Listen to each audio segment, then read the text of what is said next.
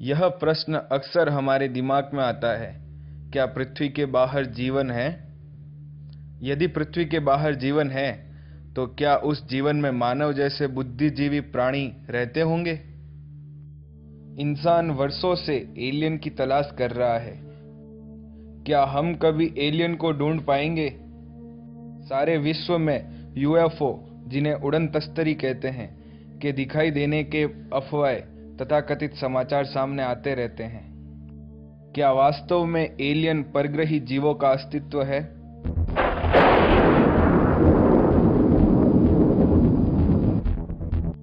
स्वागत है आपका एंशिएंट विजन में। वर्तमान विज्ञान के अनुसार पृथ्वी के बाहर जीवन होना संभव है। वैज्ञानिकों का मानना है कि बाह्य अंतरिक्ष में भी जीवन की उत्पत्ति और विकास के लिए संसाधन और परिस्थितियां मौजूद हैं। हमारी आकाशगंगा में करीब 200 अरब तारे हैं, जिनमें हमारा सूर्य सामान्य तारा है।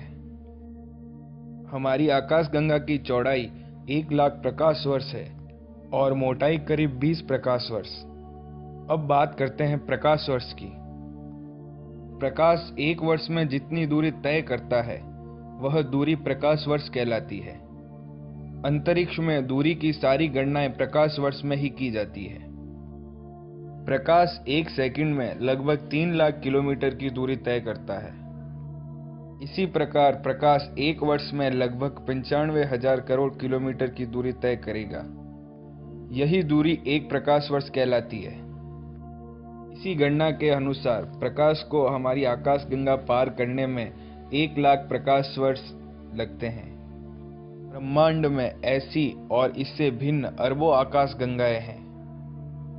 हमारी आकाशगंगा के परे दूसरी बड़ी आकाशगंगा देवयानी हमसे करीब 20 लाख प्रकाश वर्ष दूर है। ब्रह्मांड की अति दूरस्थ आकाशगंगाएं हमसे लगभग 10 अरब प्रकाश वर्ष दूर हैं। तो क्या इस विशाल ब्रह्मांड में क्या पृथ्वी के अलावा सर्वत्र निर्जीव है? भौतिक विज्ञान के जो नियम पृथ्वी की वस्तुओं पर लागू होते हैं, वही नियम अति दूरस्थ पिंडों के पदार्थों पर भी लागू होते हैं। इसीलिए यह नहीं कहा जा सकता कि केवल धरती पर ही जीवन की उत्पत्ति और विकास संभव है। ब्रह्मांड के अन्य पिंडों पर जीवन का हमसे भी अधिक उन्नत सभ्यताओं का अस्तित्व संभव है। आकाशगंगा में उन्नत सभ्यताओं की गणना के लिए खगोलवेत्ता फ्रैंक ड्रेक ने एक समीकरण प्रस्तुत किया है, जिसे ड्रेक समीकरण कहते हैं।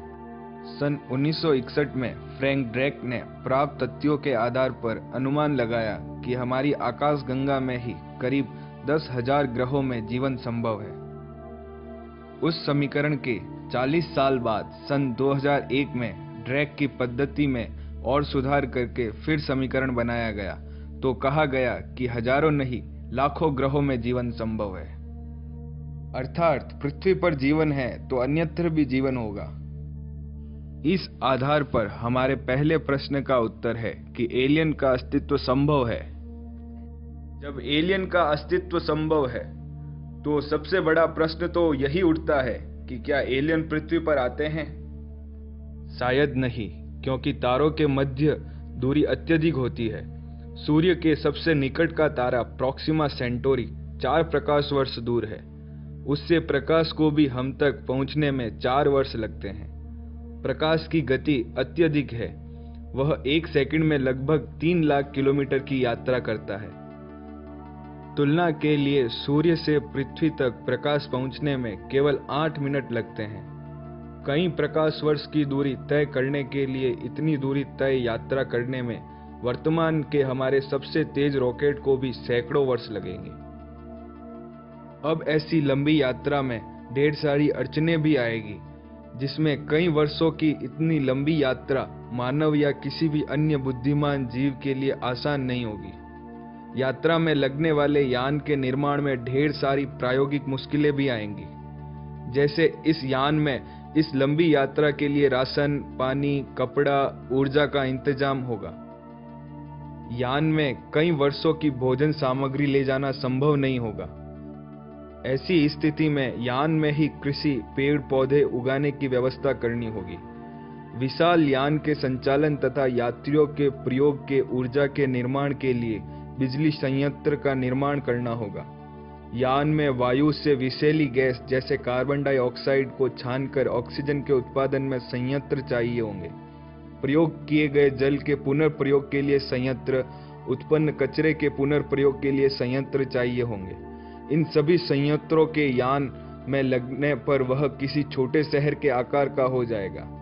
इतना बड़ा यान पृथ्वी या ग्रह पर निर्माण कर अंतरिक्ष में भेजना भी आसान नहीं है। इस आकार के यान का निर्माण भी अंतरिक्ष में ही करना होगा। अगर इतने विशाल यान का निर्माण हो भी जाए तो इस यान के अंतरिक्ष यात्रियों को मानसिक और शारीरिक रूप से तैयार करना होगा।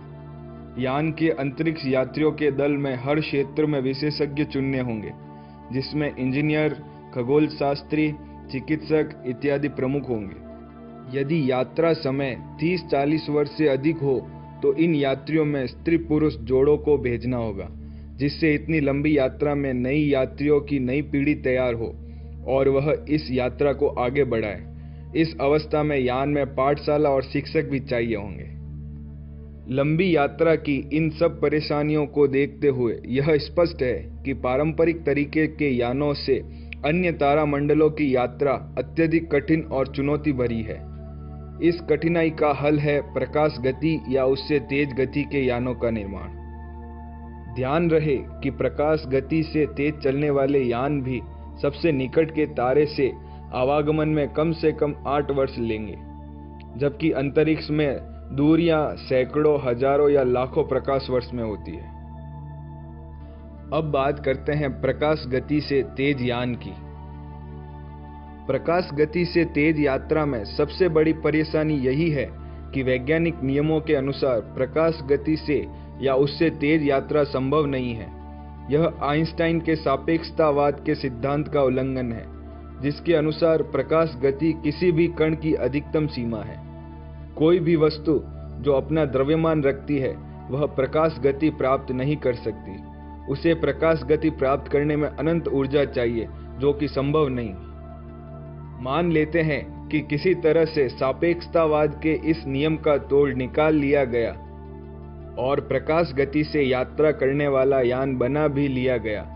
इस अवस्था में समय विस्तार वाली समस्या आएगी। हम जानते हैं कि समय की गति सर्वत्र समान नहीं होती। प्रकाश गति से चलने वाले यान में समय की गति धीमी हो जाएगी, जबकि पृथ्वी या एलियन ग्रह पर समय की गति सामान्य ही रहेगी। प्रकाश गति से चलने वाला यान को पृथ्वी से प्रॉक्सिमा सेंटोरी तक पहुंचने में 4 वर्ष लगेंगे, लेकिन पृथ्वी पर सदियां बीत जाएगी। इन सभी प्रायोगिक कारणों से एलियन का पृथ्वी पर आना संभव नहीं लगता। तो अब हम यह तो जानते ही हैं कि एलियन इस प्रकार से तो पृथ्वी पर नहीं आ सकते। तो क्या अब वे सभी घटनाएं झूठी हैं जिनमें यूएफओ या परग्रही यान का या एलियन के दिखाई देने की बात कही जाती है?